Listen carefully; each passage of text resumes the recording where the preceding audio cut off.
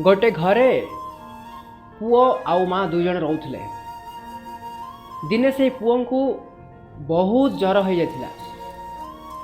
केते औषध पत्र खाइले मध्य ज्वर छाड़ू नथिला।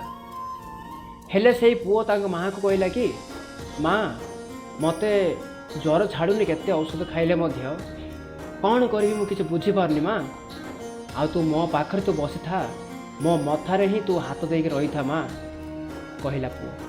हेले सही कथा को माँ कहला कि पुओ तते एमती ज्वर होइछि बोली कि मु तो हाथ रे तो मथारे मु हाथ दईकी रखिकी मु एट रही, घर काम केमती हम रे कहर से पुओ कहला माँ एते औषध पत्र खाइला परे मध्य मते ज्वर कमु नाही। हेले तू जदि मो पाखरे थिबु ना मते आ किछि भी भय रहबनी।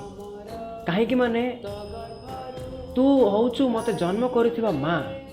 सतरे दर्शक बंधु, आम देह केते असुस्थ थिले मध्य आम माँ जदि आम पाखरे अछंती ना, आम मथारे जदि हाथ देइकी अछंती ना, जमराज आसिले मध्य आमको भय हेबनी।